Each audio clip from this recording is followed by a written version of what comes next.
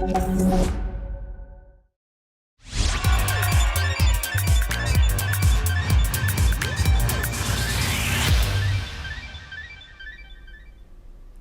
and welcome to NewsX World. I'm Asima Khatauka and you're watching Hollywood Calling.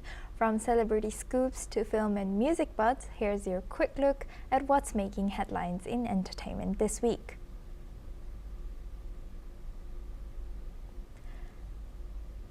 Actor Millie Bobby Brown has filed a harassment complaint against Stranger Things co-star David Harbour, alleging bullying on set. An internal investigation revealed detailed claims ahead of the show's highly anticipated final season. Pop star Ariana Grande reveals fame once stripped joy from her life. She says the pressure was tough, now finds inspiration in her art. Grande prepares for her 2024 tour and upcoming film projects. Justin Baldoni's $400 million lawsuit against Blake Lively and Ryan Reynolds has been dismissed after he missed a court deadline to amend claims. The court ruled his defamation allegation lacked merit, citing legally protected statements. Euphoria star Sydney Sweeney addressed the backlash over her American Eagle jeans campaign, calling it surprising but unsettling. She said Trump's defense was surreal and insisted the controversy did not affect her or the brand.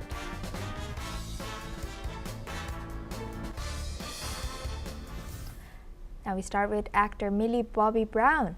She has filed a formal complaint against her Stranger Things co-star David Harbour, alleging bullying and harassment before the production of the show's 5th season. The complaint, reportedly documented in detail, triggered an internal investigation that took place over several months. The matter has surfaced ahead of the highly anticipated release of the final season, drawing significant attention to the on-set environment and the relationship between the two main actors. According to reports, Brown documented multiple instances and provided details claimed against Harbour, who portrays her character's father figure on the show. The production company responded by launching an internal investigation to examine the allegations. The process reportedly involved reviewing extensive documentation related to these claims. Now for this discussion, we welcome Kapil Madan. He's a lawyer. Thank you very much, Kapil, for joining us again. Good to see you. Now looking at this news, when a star files a formal complaint like this, what is the key difference between a formal and documented complaint and a typical informal on-set disagreement? What does that formal status force? So, well, an informal complaint would be where you convey your disagreements, you convey what has happened to you in a very casual manner without showing any intent that you really take this as an offense and you really want to take, procedural actions against the aggressor. Now, in this case, what I'm told, as it appears from the media, is that a formal complaint has been filed. So, typically what happens is, at least in India, once there is an incident like this, we have an internal complaints committee. Formal complaint is filed, and the internal complaints committee does its own internal inquiry, and they also propose manner and certain safeguards to ensure safety of the person who has made the complaint, to ensure that there is no such circumstance that may give right to the aggressor to continue or to repeat the similar kind of behavior which was considered inappropriate by the complainant.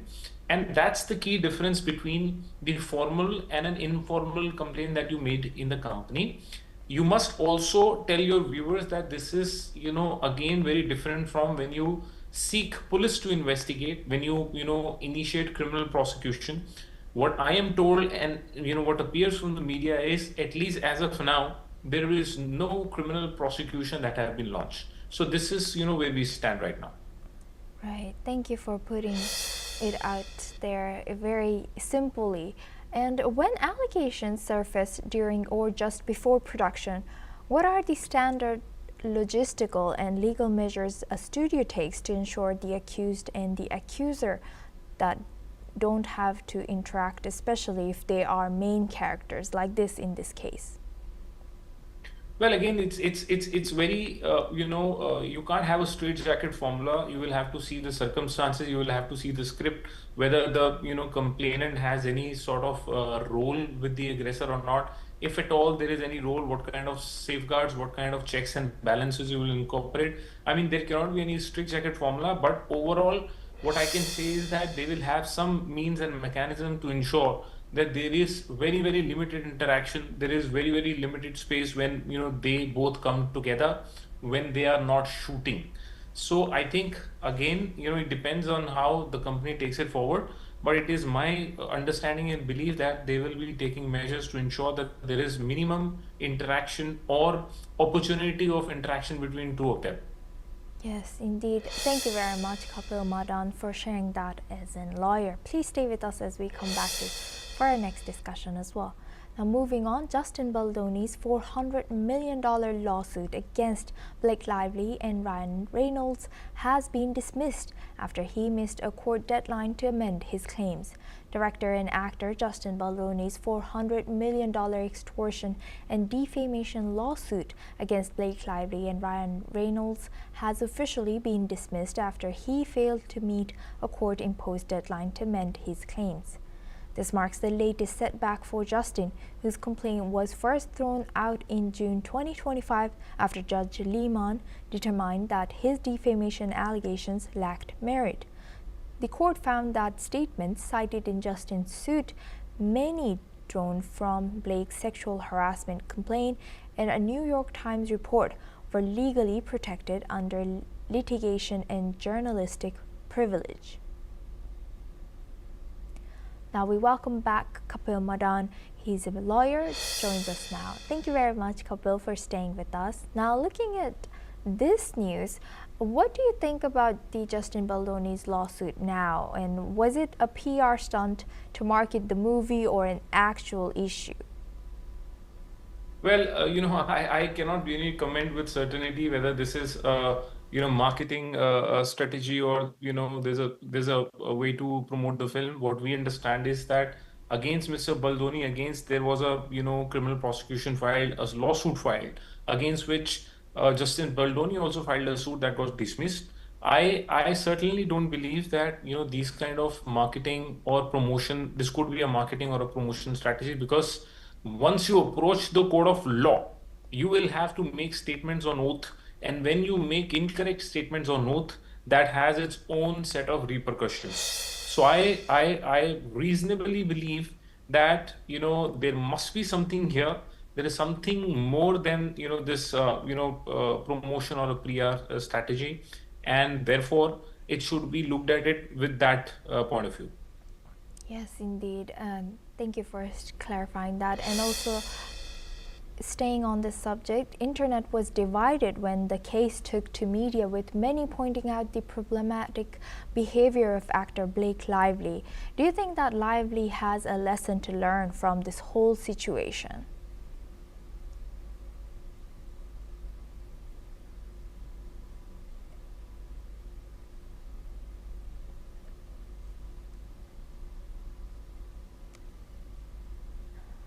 Hi, Kapil. I can't hear you. Can you come again? Yes. Kapil, can you hear me? Sound check, sound check. Yes. I can hear you now. Okay. Yeah, I lost you. Don't worry. Yeah, looking back at this, this took over the internet, and we saw internet was divided on a point, and a lot of people pointed out the problematic behavior by actor Blake Lively. Do you think Lively has a lesson to learn from this whole situation that unfolded? Well, I see, what happens is that, public will have their own set of reactions to any situation. But I would again say that if there is something that has happened wrong with someone, he or she has full rights, authority, and obligation to take the recourse against such situation and an aggressor. And perhaps if the complaint is true, she was well within her rights to file that complaint.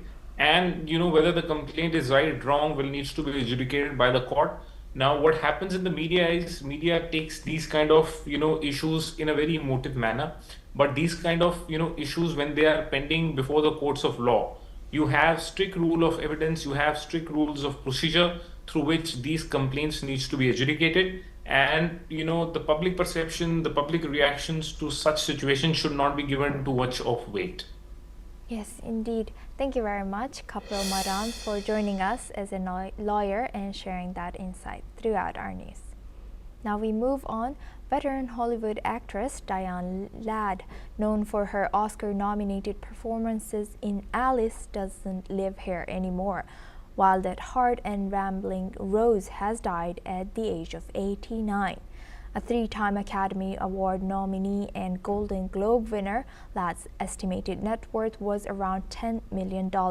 She was known for her powerful portrayals of resilient women through her work.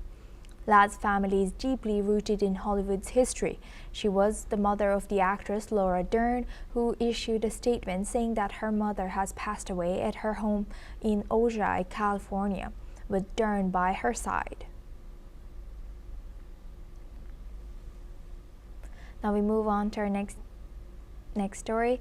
Actor Robert Pattinson has recalled his shooting experience for Dune 3 under harsh, hot weather conditions and working with director Denis Villeneuve.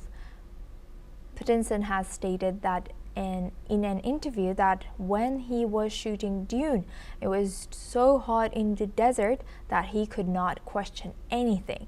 He added that it was so relaxing that it felt like his brain was not operating. He also said that it felt like he did not have a single functioning brain cell, and that was listening to Denis Villeneuve. Now we move on to our next news. Discovery Channel is set to release a fast turnaround documentary on the $100 million Louvre heist that stunned the world. Titled Louvre Heist Minute by Minute, the film premieres on November 26th and recreates the dramatic theft of 8 pieces from the French crown jewels. Produced by Pioneer Productions, the documentary features exclusive witness testimony, forensic analysts, and expert insight into how the thieves breached security and escaped. 2 men have been arrested with 4 charged and 1 still at large. Discovery promises a cinematic edge of your seat experience as it reveals how this real-life Ocean's 11 unfolded. Now for this discussion, we welcome Andrea Georgi. She's a journalist, joins us live from London. Thank you very much, Andrea, for joining us. Welcome to NewsX World. Thank you for having me. Thank you. Now, looking at this, the police say the robbers were inside for just 4 minutes. How does the documentary stretch a 4-minute crime into a compelling narrative? I would say a lot of it comes down to context and analysis. The documentary will deliver a minute-by-minute account of this heist, but there's of course more to it. In addition to the factual reporting, cinematic visuals, analysis, and expert contributors are the ways to turn these mere minutes into a compelling final product. Discovery Channel has said that the documentary would include new details, exclusive witness testimony, expert forensic analysis, and detailed graphic reconstructions which will track the moment from which the thieves infiltrated the museum's perimeter and then all the way through the point when they vanished with over $100 million worth of priceless treasures.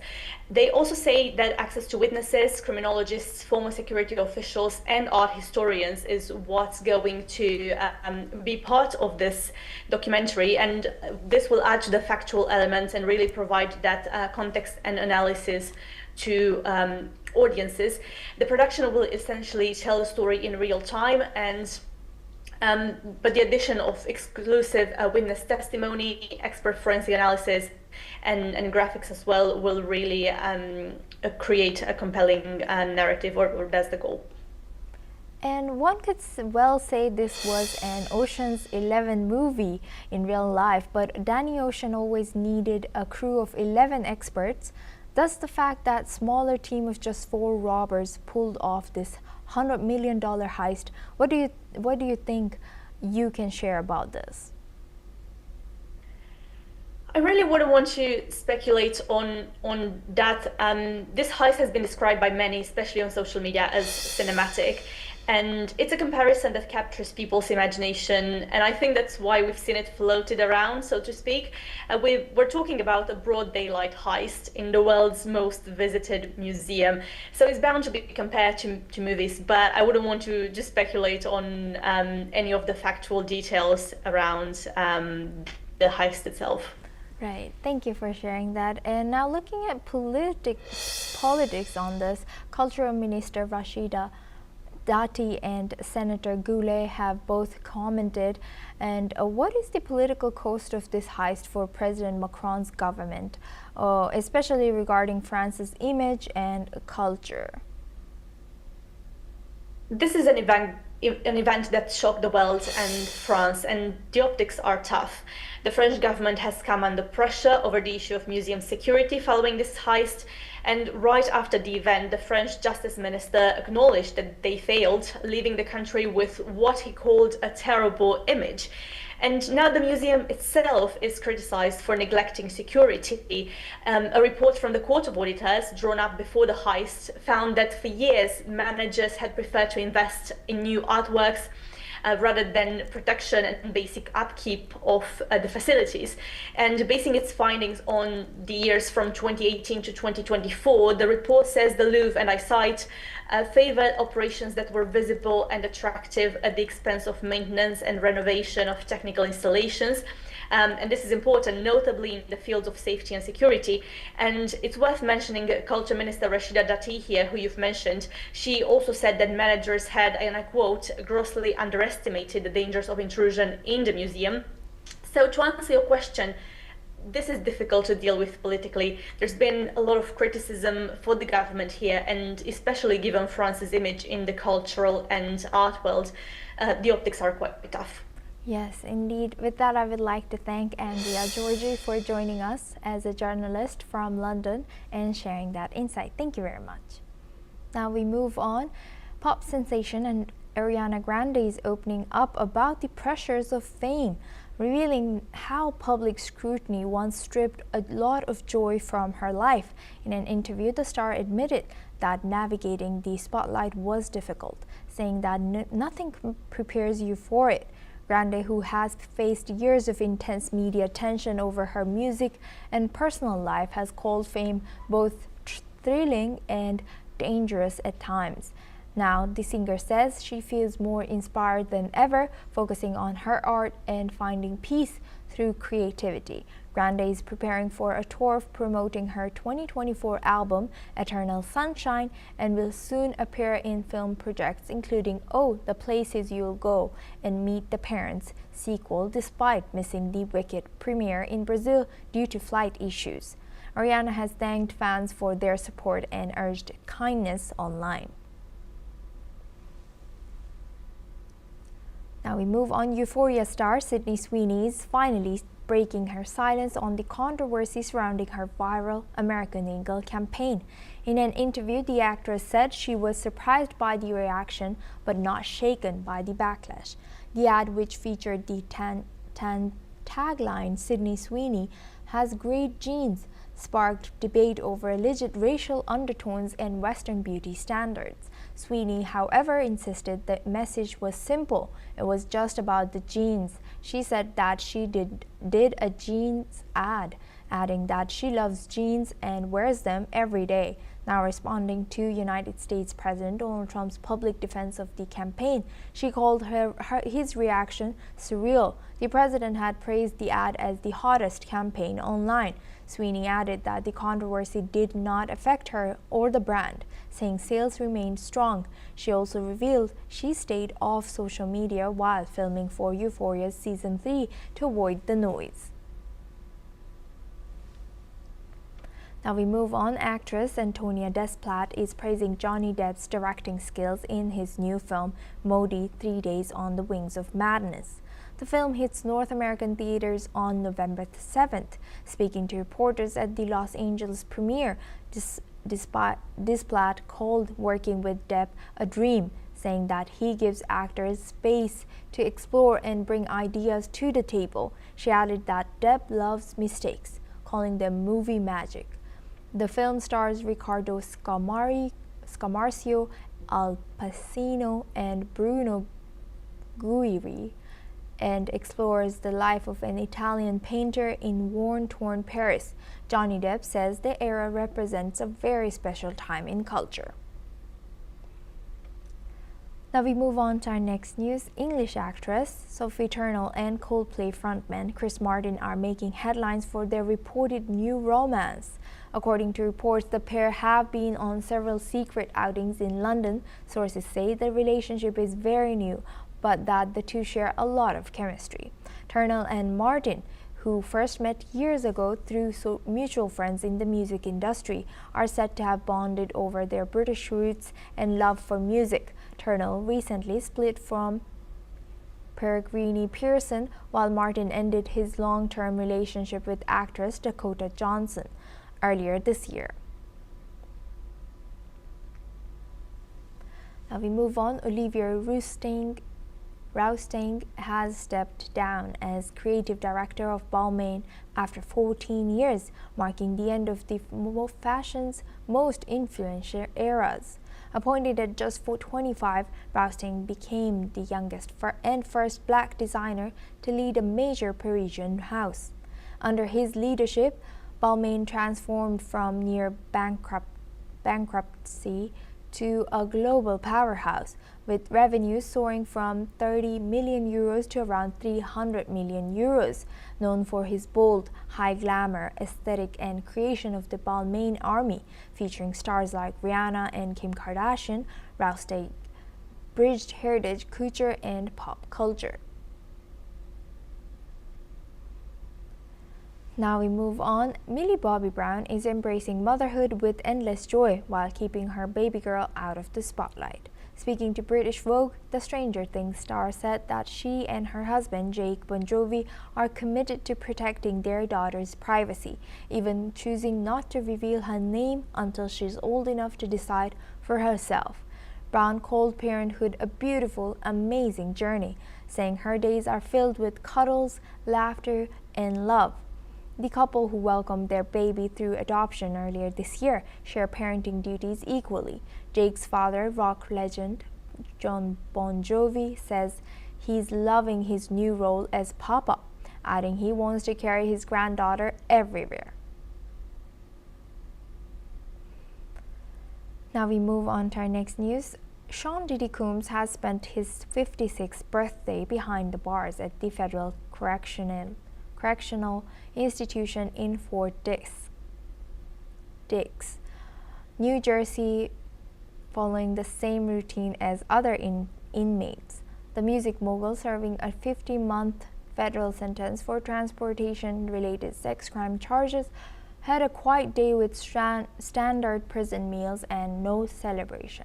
Breakfast, lunch, and dinner followed a regular rotation. Far from his former lavish lifestyle, Combs is housed in dorm-style unit and has access to rehabilitation programs. His legal team has filed an appeal, with oral arguments scheduled for April 2026. His current release date is listed as May 8, 2028. That's a wrap on Hollywood Calling for this week. Your daily dose of stars, styles, stories returns soon.